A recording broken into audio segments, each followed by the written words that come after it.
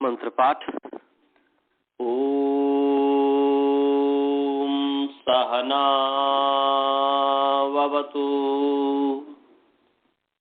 सहनौ भुनक्तु सह वीर्यं करवावहै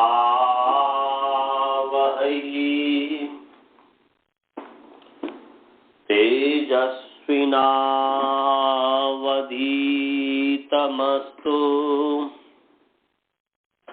मा विद्विषावहै।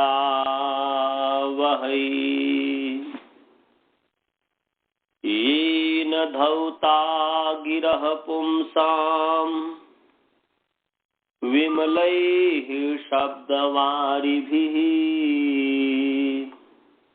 तमश्चाज्ञानजं भिन्नम् तस्मै पाणिनये नमः। वाक्यकारं वरुरुचिं भाष्यकारं पतञ्जलिं पाणिनिसूत्रकारं च प्रणतोऽस्मि मुनित्रयम्। ओम शांतिः शांतिः शांतिः। सभी को सादर नमस्ते। आइए आप सभी का प्रथमावृत्ति पाठ में स्वागत है। परमात्मा की कृपा से, भगवान की कृपा से हम जो है गिच्चा सूत्र शायद पढ़ लिए थे। गिच्चा हमने पढ़ा दिया था, गिच्चा चल रहा था जी रोहन जी। मैंने माता पितरों की सिद्धि हमने कर दिया था ना। हाँ सर। तो इसका होता पोता का भी हो गया। हाँ, तो होता पोता रहो उसी के अनुकूल ही होगा, उसमें तो कोई विशेष है ही नहीं। हाँ। तो अब जो है उसके आगे चलिए। आदेह परस्य, आज उसके बाद जो है आदेह परस्य सूत्र है। 1153 सूत्र निकाल लीजिए। आदेह परस्य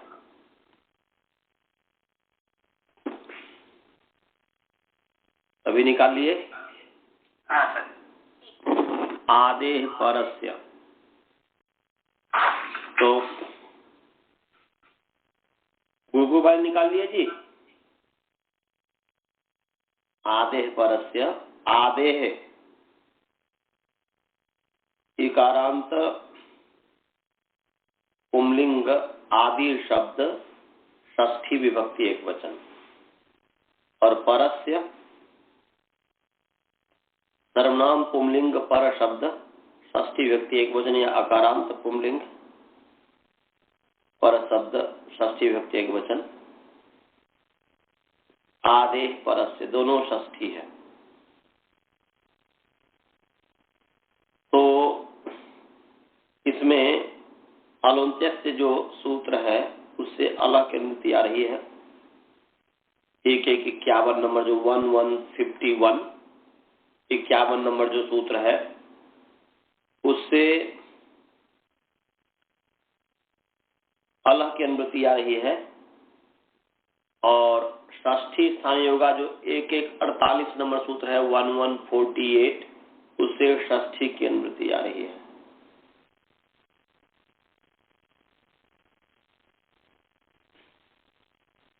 तो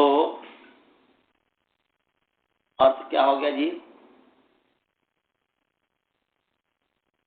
यहाँ पर परस्य जो है, परस्य माने पर के स्थान में, परस्य जो है षष्ठी है, वो स्थान षष्ठी है, इसलिए षष्ठी स्थान योगा से स्थाने की अनुमति आ रही है। षष्ठी स्थान योगा से जो है स्थाने की अनुमति आ रही है। तो अर्थ क्या हो गया?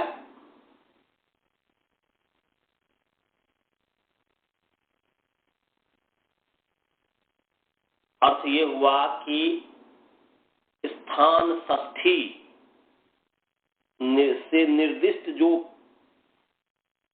पर है उसके स्थान पर जो कहे हुए कार्य है वो आदि अल के स्थान पर आदे अल स्थान होती है।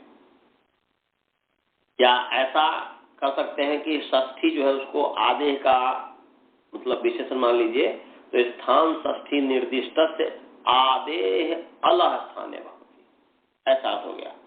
माने परस्य उच्यमानम कार्यम, परस्य माने पर के स्थान में, परस्य स्थाने उच्यमानम कार्यम, पर के स्थान में कहा हुआ कार्य आदि अल को होता है। परस्य उच्यमानम कार्यम स्थान षष्ठी निर्दिष्टस्य आदेह अल स्थाने भवति। माने पर को जो भी कार्य कहा है कि पर के स्थान में हो तो वह पर के जो है आदि वर्ण के स्थान पर होगा, ये कह रहा है। तो ऐसे ही करेंगे, परस्य स्थाने उच्यमानम कार्यम, ये अध्याहार हो जाएगा उच्यमानम कार्यम, क्योंकि पर के स्थान पर क्या आदेशित होगा ना जी। परस्य स्थाने उच्यमानम कार्यम या उच्यमानः आदेशः, परस्य स्थाने उच्यमानः आदेशः स्थान षष्ठी निर्दिष्टस्य आदेह अल स्थाने भवति। अर्थ समझ गए सभी लोग जी? सभी विद्यार्थी समझ गए? बसरा जी समझ गए इसका अर्थ? नहीं जी, वो पर का मीनिंग क्या है? पर माने बात, पर माने बात, तस्मात् उत्तरस्य माने इससे उत्तर उसके स्थान पर आदेश हो, पता चल जाएगा। पर माने बाद, पूर्व माने पहले, पर माने बाद, पूर्व माने पहले। जैसे उदाहरण के लिए जैसे आसीन हम आपको बताएंगे ही, आसीन, तो आसीन में अब जो है आसीन में कि एक सूत्र है ईदासः, ईदासः। तो यहां पर कहा है ईदासः, क्योंकि आस से उत्तर ईकार आदेश होता है। आस से उत्तर जो है ई आदेश प्राप्त है। तो अब आस से उत्तर तो आस है और शानच प्रत्यय है। आस धातु है, आस उपवेशरे, और आस धातु से आगे जो है लट है, लट के स्थान पर शानच हो गया है, और सप है, सप का जो अधिप्रवृत्त शब्द से लुक हो गया, जो कि आगे हम सिद्धि में बताएंगे भी आपको। तो यहां पर जो है आस से उत्तर ई का आदेश कहा, तो तस्मात् जित उत्तर से क्या कहता है कि पंचमी यत्र यत्र पंचम्य निर्देश तत्र तत्र अव्यवहित सूत्र से पदद्वयम् द्रष्टव्यम्। जहां जहां पर पंचमी का निर्देश हो वहां पर अव्यवहित उत्तर, ये दो पद पहुंच जाता है। तो यहाँ पर ईदासा में आशा में पंचमी है, इसलिए होगा कि आस से अव्यवहित उत्तर, ऐसा हो गया।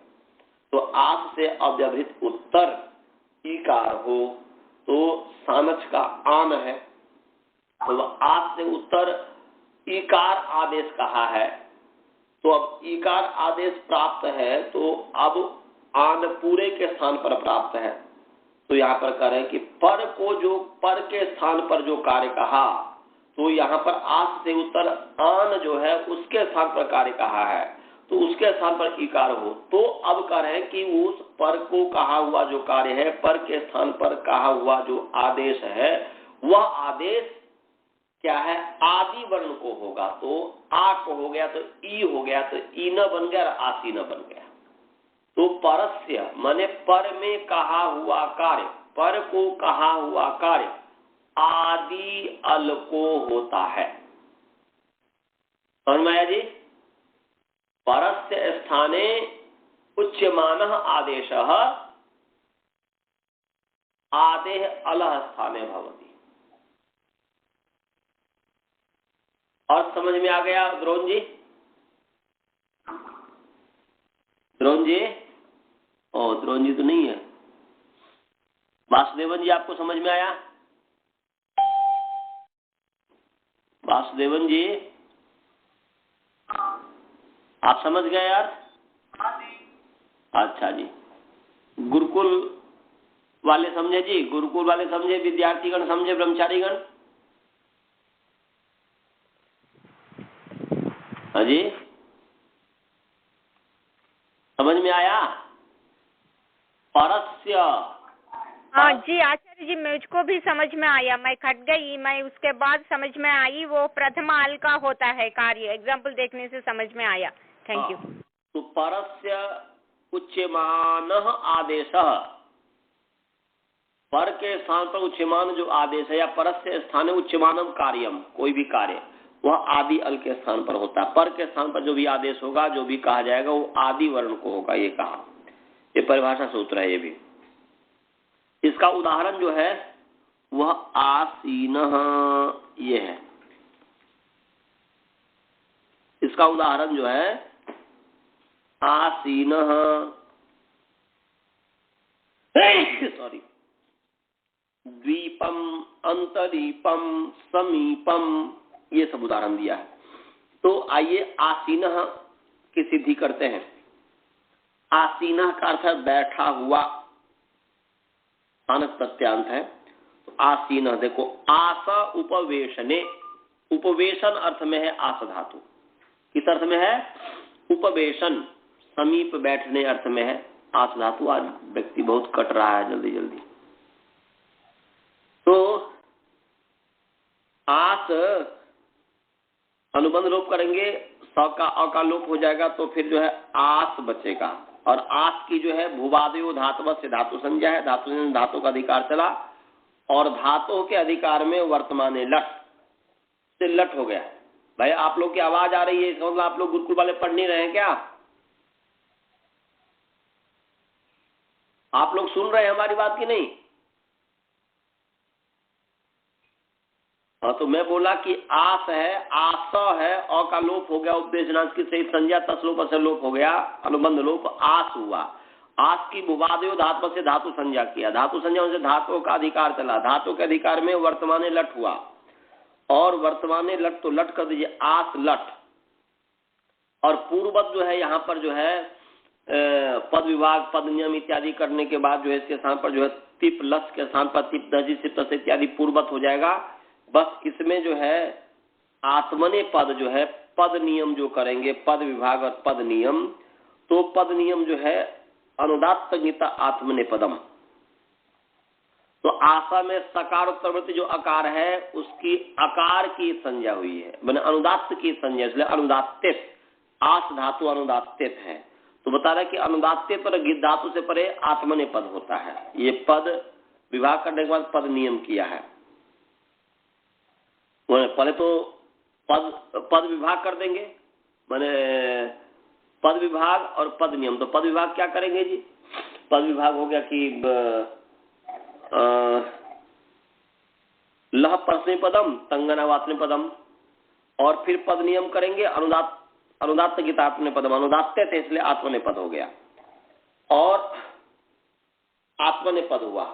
अब आत्मने पद जो है इसके स्थान पर हो, तो यहाँ पर आत्मने पद संजक जो है, आत्मने पद माने अनुदात्त होने से जो आत्मने पद संजक प्रत्यय प्राप्त हुआ यहाँ पर, तो आत्मने पद संजक जो प्राप्त हुआ तो वह कौन सा हो? तो यहाँ पर आसीन जो हमारा लक्ष्य है, तो उसके स्थान पर उसका यह है कि लटह क्षत्रि सान चा प्रथमा सावनादि करने।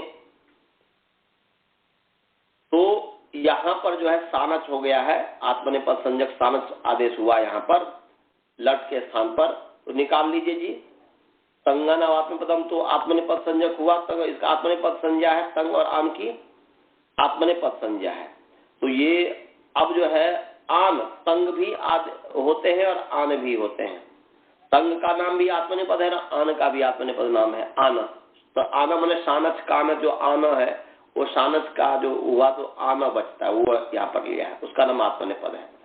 तो जब वो पद नियम यहाँ पर जो कर दिया है, तो यहाँ पर आना की जब आत्मनेपद संज्ञा है तो फिर जो है आत्मनेपद जो नियम होगा यहाँ पर, तो वहां पर आत्मनेपद नियम में लटह क्षत्रि साना चाव प्रथमा समनाधि करने, इससे जो है यहाँ पर शानच प्रत्यय हो जाएगा। निकाल लीजिए, तीसरा अध्याय दूसरा पाद का 124 नंबर सूत्र है।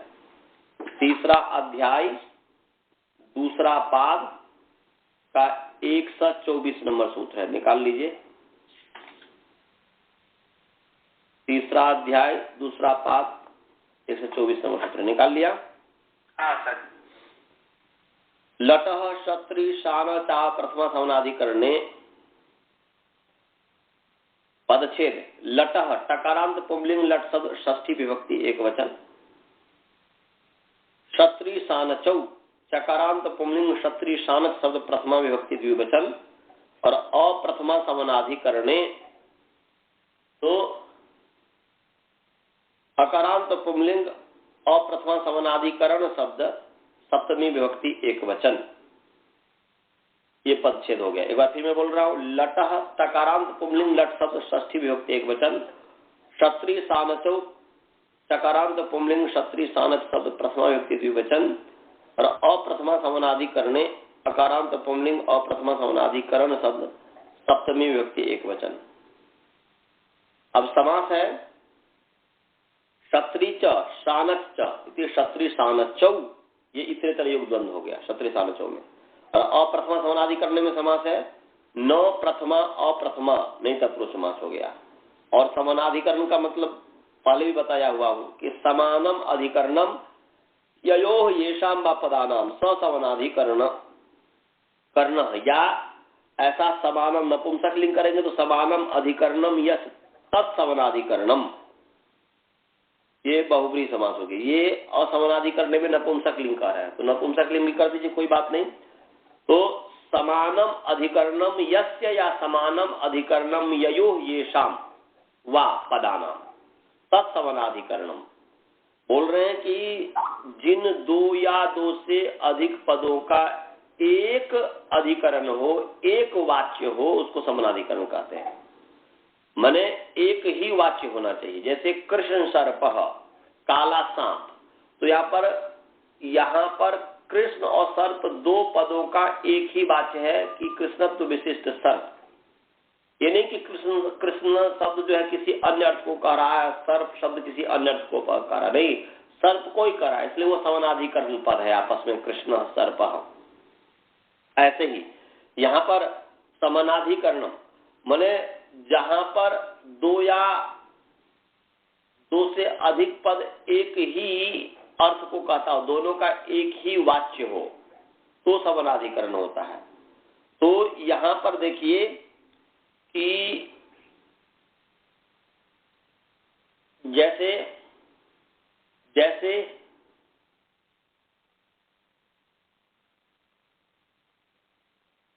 जैसे कि हमने कहा कि देवदत्तः पुस्तकम पठति या देवदत्तः शेते, तो देवदत्तः शेते में जो ते है आत्मनेपद, ते जो आत्मनेपद है वह ते आत्मनेपद देवदत्त को कह रहा है, कर्ता अर्थ में आया है। तो ते और देवदत्त दोनों का एक ही वाच्य है। ते और देवदत्त दोनों का एक ही वाच्य है, इसलिए देवदत्तः शेते ये समानाधिकरण पद हो गया। देवदत्तः का जो अर्थ है शेते, देवदत्त सोता है, तो सोता है, ता है के द्वारा किसको कहा जा रहा है? देवदत्त को कहा जा रहा है। समझ में आ रहा है जी? मैं क्या कह रहा हूं, समझ में आ रहा है? मैं ते जो है ते के द्वारा किसको कहा जा रहा है? ते के द्वारा देवदत्त को कहा जा रहा है। तो दोनों का आपस में समानाधिकरण हुआ कि नहीं हुआ? हुआ जी। हाँ, तो यहाँ पर वो क्या समानाधिकरण, तो समानम अधिकरणम यस, जिसका अधिकरण समान है। तो देवदत्त का और शेते में ते, इन दोनों का जो अधिकरण है, दोनों का जो आधार है, दोनों का जो वाच्य है वह समान है। ते के द्वारा जिस अर्थ को बताया जा रहा है, देवदत्त के द्वारा भी उसी अर्थ को बताया। देवदत्त पुस्तकम पठती में ती के द्वारा जिस अर्थ को बताया जा रहा है, किस अर्थ को बताया जा रहा है? कर्ता को। ऐसे ही उसी अर्थ को देवदत्त यह शब्द भी बता रहा है, इसलिए ये समानाधिकरण हो गया। पठती में ती या शेते में ते और देवदत्त, ये दोनों समानाधिकरण है।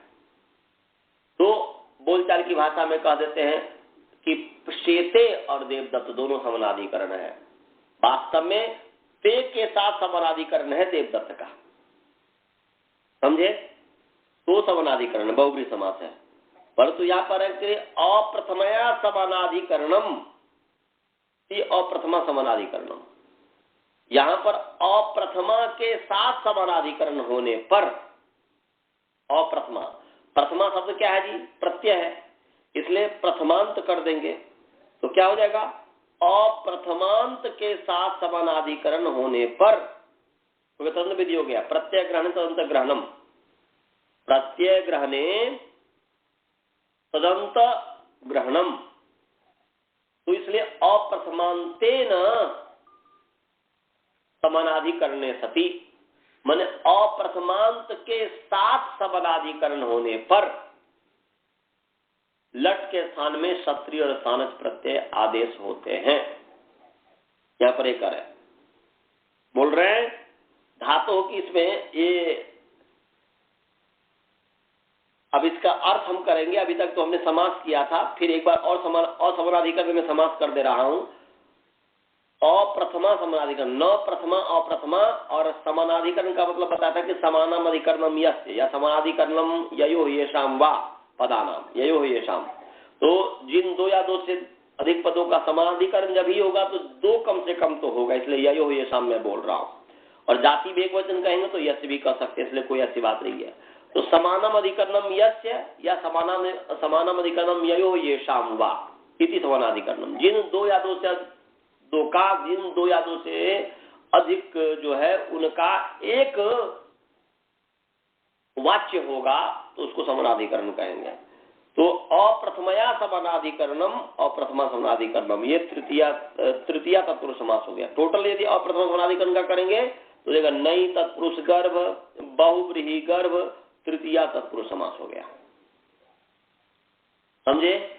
और म्यूट कर लीजिए जी आप गुरुकुल वाले, क्योंकि आपकी मेरी ही आवाज मुझे वापस आ रही है, इसलिए म्यूट कर लीजिए।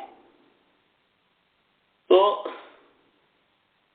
इसमें अनुवृत्ति आ रही है, धातु की अनुवृत्ति आ रही है, और वर्तमान लट से वर्तमान की अनुवृत्ति आ रही है। तो अर्थ क्या हो गया? धातु परः, धातु से परे लट, धातु से परे लट के स्थान में क्या होता है? क्षत्रि और सानच प्रत्यय होता है। बोलते धातु हो परस्य लटः स्थाने, लटः षष्ठी, इसलिए परस्य भी षष्ठी कर दिया। धातु परस्य लटः स्थाने क्षत्रि सानचौ प्रत्ययौ भवतः। अप्रथमांतेन चेत तस्य समानाधिकरणम, अप्रथमांतेन चेत तस्य माने समानाधिकरण्यम भवति। यदि उस लट का, तस्य लटः अप्रथमांतेन समानाधिकरण्यम भवति, माने उस लट का यदि अप्रथमांत के साथ समानाधिकरण होगा तब ही लट के स्थान में क्षत्रिय सानच होगा, और अप्रथमांत के साथ समानाधिकरण नहीं होगा तो क्षत्रिय सानच नहीं होगा। सो ध्यान रखिएगा, अप्रथमांत के साथ होगा तभी होगा, प्रथमांत के साथ होगा तब नहीं होगा। जैसे कि अप्रथमांत तो समानाधिकरण जो कहते हैं, तो जैसे देवदत्तः पचति, तो देवदत्तः पचति, तो यहाँ पर पचति लट जो है, लट के स्थान पर ती हुआ, तो लट का समानाधिकरण जो है देवदत्तः के साथ है। किसके साथ है जी? लट का जो है संबंध जो है वह लट का देवदत्ता के, तो प्रथमांत है देवदत्ता, तो प्रथमांत के साथ लट का समानाधिकरण है, इसीलिए यहां पर लट के स्थान पर शानच प्रत्यय या क्षत्रिय प्रत्यय नहीं हुए, क्षत्रिय प्रत्यय नहीं हुए। और वही जब अप्रथमांत के साथ, जैसे हम कहेंगे कि पचंतम देवदत्तम पश्य, क्या हमने कहा जी? पचंतम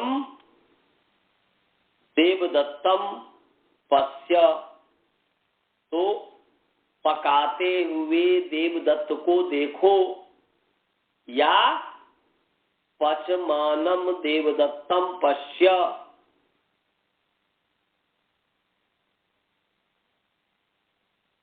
या पचमानम देवदत्तम पश्य, पकाते हुए देवदत्त को देखो। तो यहां पर बताइए, यहां पर जो पचमान में जो लट है, लट के स्थान पर शानच हुआ, तो लट, वहां पर लट का संबंध किसके साथ है? देवदत्तम के साथ है, माने द्वितीयांत के साथ है, प्रथमांत के साथ नहीं है। तो अप्रथमांत के साथ उस लट का समानाधिकरण है, या उस लट का समानाधिकरण है, इसीलिए उस लट के स्थान पर पचमानम में शानच हो गया और पचंतम में क्षत्रिय हो गया। समझ में आया जी? जी समझ में आया जी। तो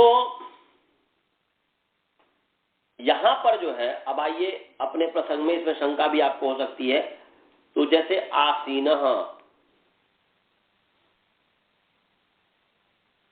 आसीनः, तो आसीनः, अब यहां पर तो ऐसा लग रहा है कि भाई आसीनः प्रथमा है कि क्या है, बताइए? प्रथमा विभक्ति एक वचन है कि द्वितीय विभक्ति है जी वसुधा जी? आसीनः विसर्ग है तो प्रथमा ही बनेगा, प्रथमा ही बनेगा। तो यहाँ पर जो प्रथमा वृत्ति में जो दिया है, ठीक है, आसीनम देवदत्तम पश्य, तब तो ठीक है। आसीनम देवदत्तम पश्य, या आसीनाय देवदत्ताय पुस्तकम देहि, या भोजनम देहि, इत्यादि इत्यादि।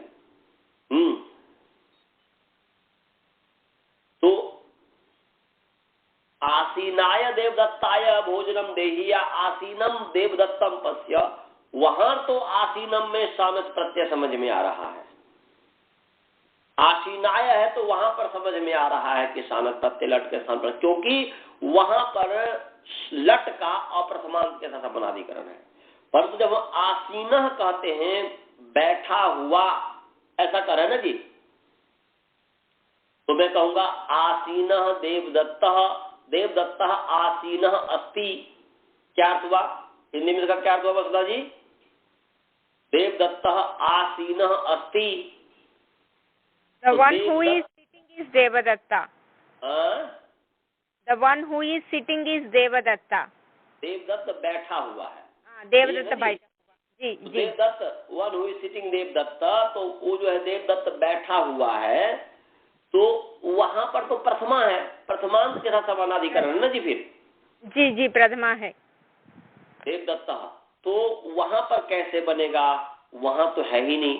प्रथमा वृत्ति में बनाया है लट सत्य सानत प्रथमा समानाधिकरण से लट के स्थान पर यहाँ पर सानच किया है, परंतु आसीनः की सिद्धि कर रहे हैं, जबकि आसीनम बनना चाहिए था। क्या होना चाहिए था जी? आसीनम, आसीनाय इत्यादि होना चाहिए था ना जी, ये होना चाहिए था। तो ये यहां पर नहीं किया, तो ऐसा क्यों? आसीन बनेगा कि नहीं बनेगा, ये भी देखने की चीज है कि आसीन बनेगा कि नहीं बनेगा।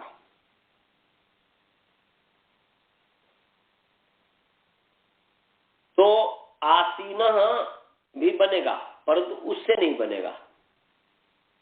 वो माने वहां पर लटा सत्य, मेरे दृष्टि में, इस पर आप लोग भी विचार कीजिएगा कि आसीन आसीनम तो बनेगा, परंतु आसीन नहीं बनेगा। उदाहरण जो दिया आसीन, तो इसका तो होना क्या चाहिए? इसका होना चाहिए जैसे कि आप जैसे कि लक्षण हेतु क्रियाया, ये है ना जी, लक्षण हेतु क्रियाया।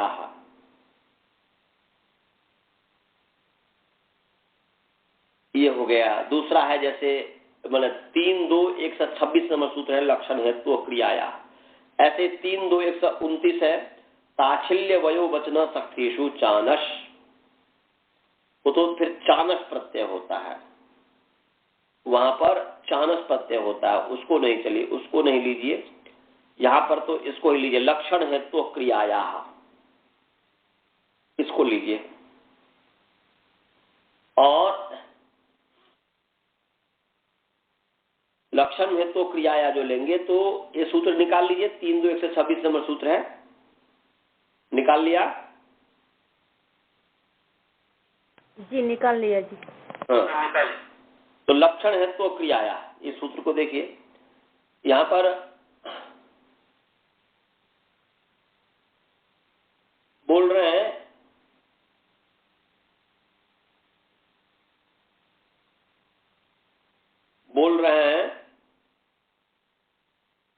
कि जैसे लक्षण हेतु हो, सप्तमी विभक्ति द्विवचन है, उकारांत पुंलिंग लक्षण हेतु शब्द सप्तमी विभक्ति द्विवचन, और क्रियाया आकारांत स्त्रीलिंग क्रिया शब्द षष्ठी विभक्ति एक वचन।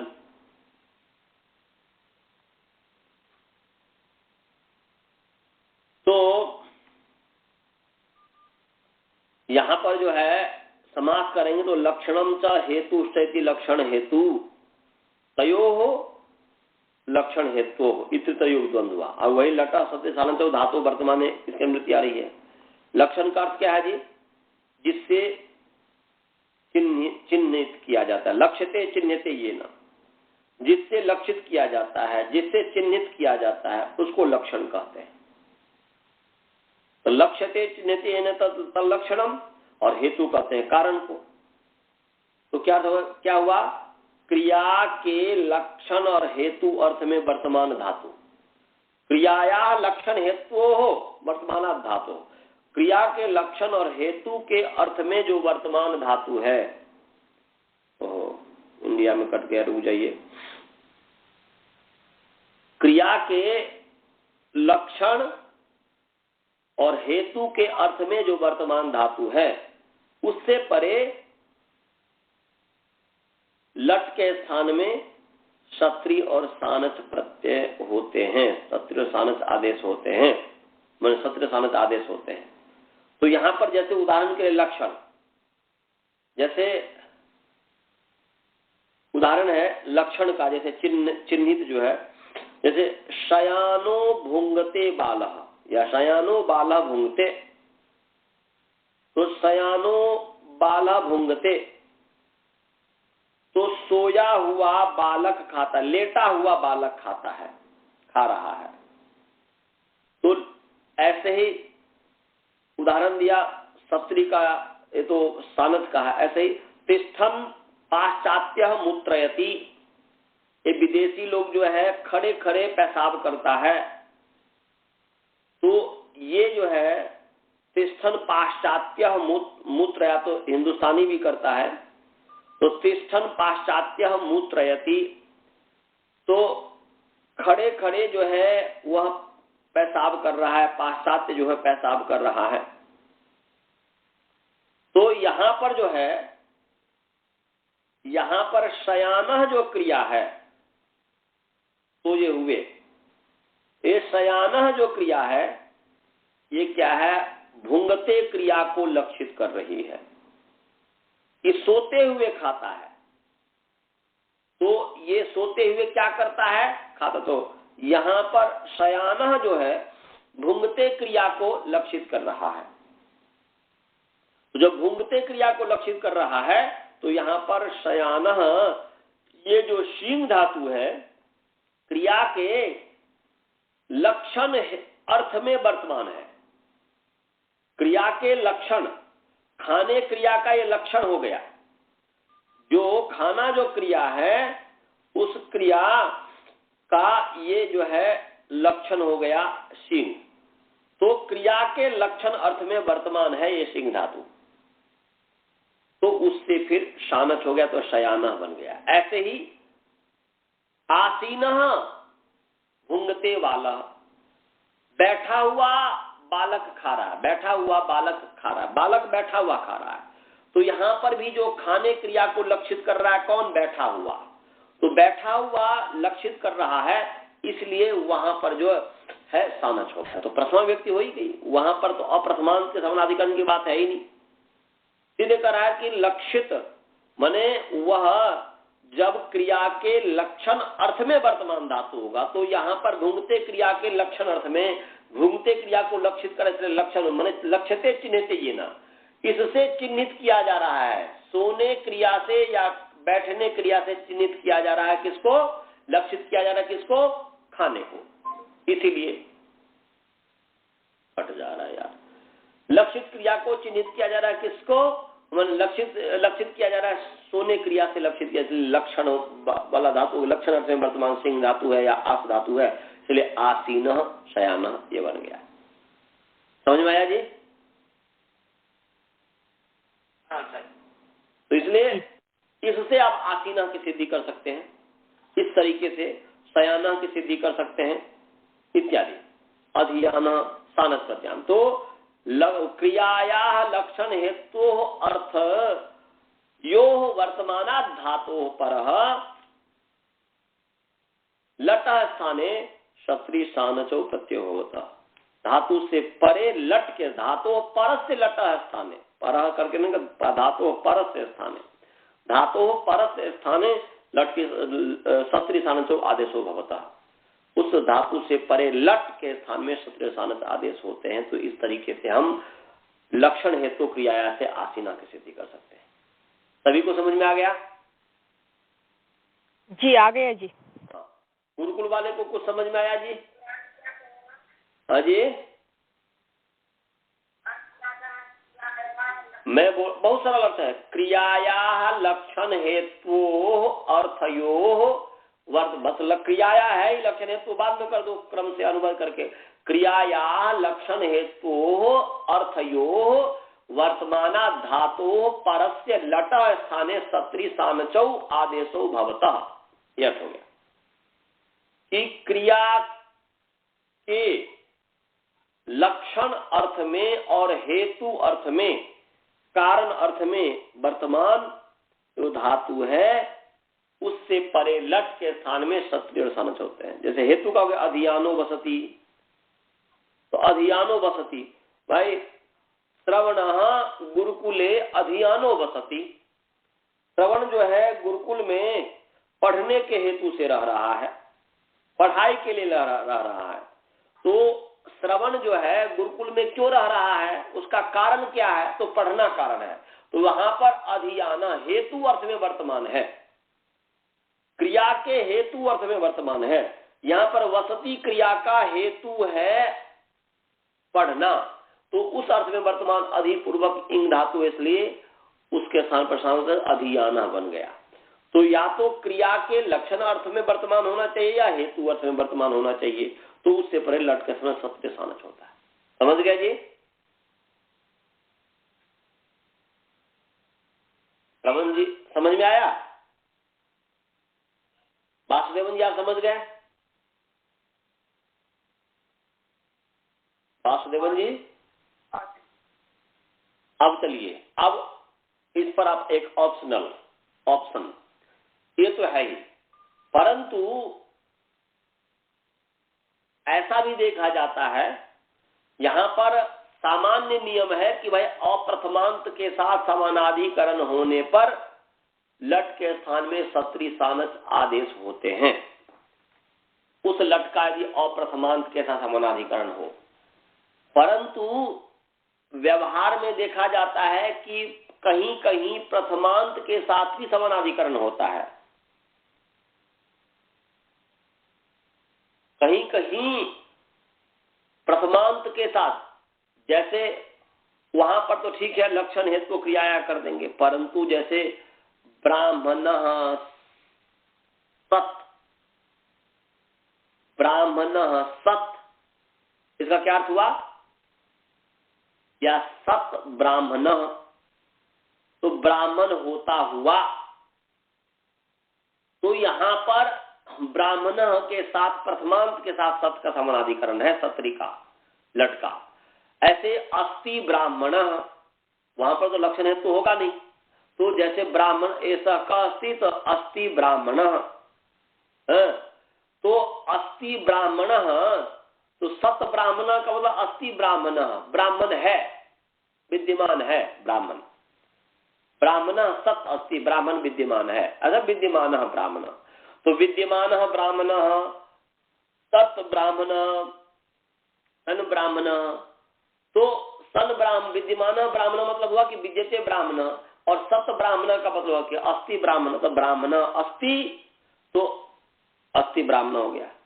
तो देवदत्त आस्ते, तो आसीनः देवदत्त, देवदत्त आस्ते का मतलब क्या हुआ?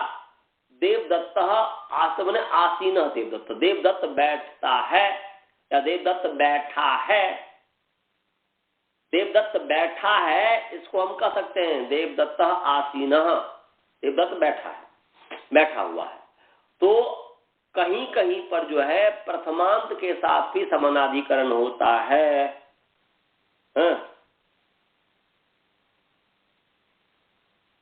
तो ऐसा हमें समझना चाहिए कि प्रथमांत के साथ भी कहीं कहीं मतलब होता है। अब कुछ विद्वान कहते हैं कि यहां पर विभाषा की अनुवृत्ति आ रही है। 3-2-121 नंबर सूत्र है, नन्योर विभाषा, 3-2-121 नंबर सूत्र है, दिख रहा है आपको? हाँ सर। तो उससे विभाषा की अनुवृत्ति आ रही है, और ये विभाषा जो है यह व्यवस्थित विभाषा है। क्या है जी? यह व्यवस्था यह जो विभाषा है व्यवस्थित विभाषा है। तो व्यवस्थित विभाषा होने से जैसा वहां पर जैसा प्रयोग में देखा जाएगा वैसा ही लेना चाहिए। व्यवस्थित विभाषा 3 प्रकार के विभाषा है, तो आपको पढ़ाया हुआ हूं, याद है? क्या विभाषा है? प्राप्त विभाषा, अप्राप्त विभाषा, प्राप्ता प्राप्त विभाषा। 3 तरीके की विभाषा पढ़ाया हुआ हूं। विभाषा जो है एक तो है कि प्राप्त विभाषा है, भाई प्राप्त जो हो रहा है किसी पीछे से प्राप्त है उसको विकल्प कर रहा है, एक तो ये है। दूसरा है अप्राप्त विभाषा, किसी ऊपर से प्राप्त नहीं है फिर विकल्प कर रहा है। और एक होता है प्राप्ता प्राप्त विभाषा, माने कुछ में प्राप्त है कुछ में अप्राप्त है, उसी को कहते हैं व्यवस्थित विभाषा। समझ गए जी? विभाषा 3 प्रकार के हैं, इस चीज को ध्यान में रखिएगा। कौन कौन से? प्राप्त विभाषा, अप्राप्त विभाषा, प्राप्ता प्राप्त विभाषा। प्राप्त विभाषा का मतलब है कि प्राप्ते सती विभाषा भवति, प्राप्त होने पर पूर्व किसी सूत्र से प्राप्त था, नित्य मैंने उससे प्राप्त था, उसको विकल्प कर रहा है। एक तो इसको कहते हैं प्राप्त विभाषा। दूसरा कि अप्राप्त विभाषा, अप्राप्ते सती विभाषा भवति, किसी पीछे वाले सूत्र से किसी से प्राप्त नहीं है और फिर उसको विकल्प कर रहा है, हो गया अप्राप्त विभाषा। और दूसरा प्राप्ता प्राप्त माने कुछ में प्राप्त है कुछ में प्राप्त नहीं है, व्यवस्थित विभाषा। तो बोल रहे हैं कि ये व्यवस्थित, तो कुछ व्यक्ति इसका समाधान देते हैं कि भाई आसीन देवदत्त माने देवदत्त आस्ते, देवदत्त बैठा है, या ब्राह्मण सन, ब्राह्मण सत इत्यादि। तो बोल रहे हैं कि व्यवस्थित भाषा मतलब कुछ में प्राप्त है तो पचंतम देवदत्तम पश इत्यादि में हुआ प्राप्त, वहां पर अप्रथमांत का समानाधिकरण है। और सत ब्राह्मण, विद्यमान ब्राह्मण इत्यादि के साथ जो है प्रथमांत के साथ है। तो ये कुछ में उस तरीके का है, कुछ में इस तरह, तो विकल्प हो गया। तो प्रथमा भी हो बने तो यहाँ पर व्यवस्थित विभाषा हो गई। व्यवस्थित विभाषा होने से ये हो गया कि तत्र यथा दर्शनम प्रयोगा नेतव्या, माने जैसा आपको दिखे उसके आधार पर प्रयोग आप कर दिया कीजिए। समझ गए जी? तो लट सत्री स्थान प्रथमा समाधि करने, इसी से आसीना की विसिद्धि हो जाएगी। समझे? हाँ, तो दोनों तरीके से आपको हमने बता दिया। तो आइए, तो आस जो है इस लट के स्थान पर जो है अनुदात्तने पदम जो है, इससे तो उसके बाद जो है लट सत्री स्थान प्रथमा समाधि करने, इससे जो है लट के स्थान पर स्थानच हुआ। तो लट के स्थान पर कहाँ हो, अलंतस कहता है अंतिम वर्ण को हो, परंतु उसका अपवाद है अनेकाल से सर्वस्य। अनेकाल और सिद्ध जो है सबके स्थान पर होता है। तो यहाँ पर लट के स्थान पर शानच हो गया। आस और शांत अनुबंध लोग चौका और शौका, तो बचेगा आन। अब आस आन तिंगशित सार्वधातुकम, तिंग और शित की सार्वधातु संज्ञा तो शित है शानच, तो इसकी सार्वधातु संज्ञा, सार्वधातु संज्ञा होने से कर्तरी शप से कर्तावाची सार्वधातु पहले तो शप प्रत्यय होता है, धातु से पहले शप होता है, तो शप हुआ आस शप आन।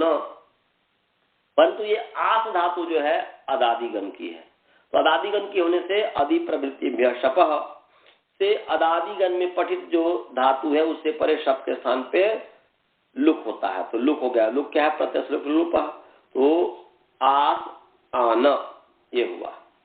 अब आना को मान करके आस की अंग संज्ञा है, यस्मात् प्रत्यय विधि सारी प्रत्यंगम से, और अंग संज्ञा होने से अंगस्य का अधिकार चला। और इस अंगस्य के अधिकार में ईदास, ये 7-2-83 नंबर सूत्र है, निकाल लीजिए। सप्तम अध्याय दूसरे पाद 83 83 ईदास निकाल लिए?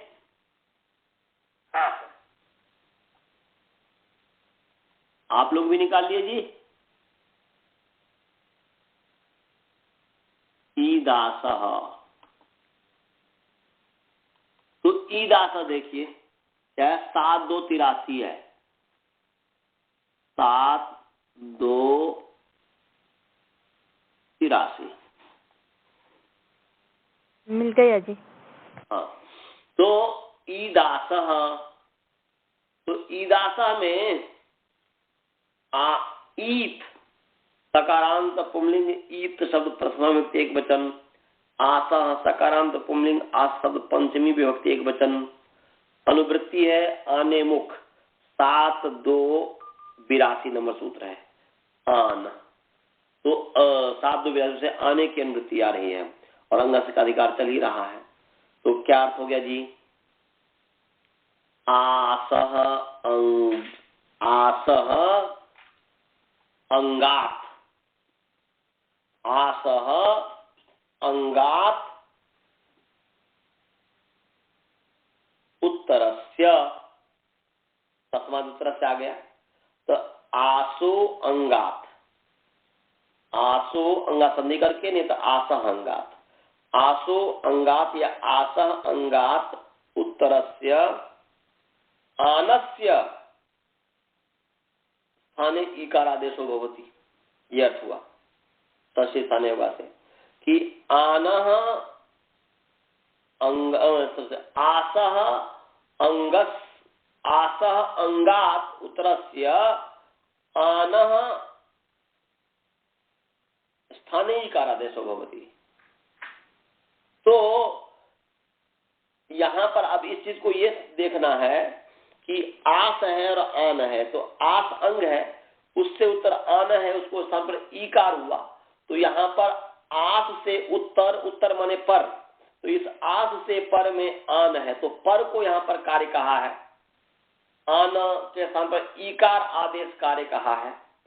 तो पर के स्थान पर कहा हुआ जो कार्य है, पर के स्थान पर कहा हुआ जो आदेश है, कार्य है, वह अंतिम अल के स्थान पर या सब के स्थान पर न होकर के आदि अल के स्थान पर होगा। आदेह परस्य, परस्य उच्यमानम कार्यम, परस्य उच्यमानः आदेशः आदे अल स्थाने भवति, परस्य उच्यमानम कार्यम आदे अल स्थाने भवति।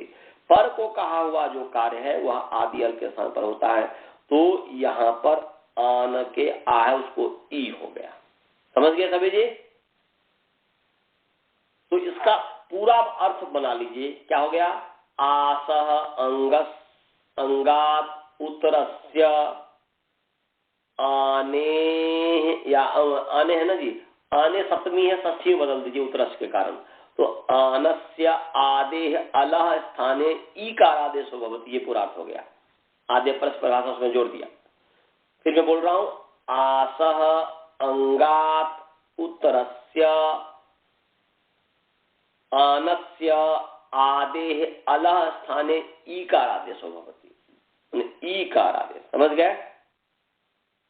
तो यहाँ पर तफांतर से परिभाषा आ जाएगी, फिर जो है कि आधे परत से परिभाषा आ जाएगी, और यहाँ पर ईन, आस ईन मिला दीजिए, अचेतन प्रसंजम आसीन, पूर्वस्तु ले आइए, आसीन। समझ गए? किसी को कोई शंका हो तो पूछिए, अब समय हो गया है। किसी को कोई शंका हो तो पूछिए। पहले मैं गुरुकुल वाले से पूछता हूँ, गुरुकुल आप लोगों को आसीना की सिद्धि आ गई जी? श्रवण जी, बालबोध जी, मनीष, तो भी जितने भी कर्मचारीगण हैं, समझ में आ गया? आसीन म्यूट खोल दो।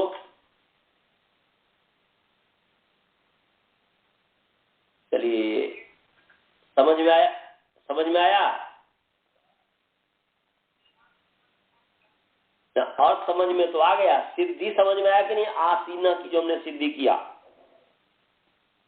आसीना कैसे बना, आस से लट, लट के स्थान पर शानच कैसे हुआ, वो पूरा दोनों तरीके से हमने बताया। फिर जो है उसको ईदासा से ईकार, आन को ईकार कैसे हो गया, तब आसीना बन गया। ये सिद्धि समझ में नहीं आया? तो सूत्र लगता जाएगा, सिद्धि होता जाएगा, उस पर विचारना। आप लोग समझ गए क्या पाले जी? हाँ सर, ये ईदास आने मुख का अपवाद है क्या सर? हाँ जी, ये आने मुख का अपवाद है क्या? आन को मुख आगम कहता है ना वो। हाँ, ये आन को इकार आदेश करता है। ठीक है। तो ये और अरे बसदा जी, आप समझे? जी समझ गए जी। मंत्र पाठ करें जी। ओम पूर्णमदः पूर्णमिदं पूर्णात् पूर्णमुदच्यते पूर्णस्य पूर्णमादाय पूर्णमेवावशिष्यते। ओम शांति शांति शांति। चलिए, नमस्ते जी। आज शायद वो जुड़े नहीं थे, लग रहा है आनंद जी। नमस्ते। नमस्ते जी।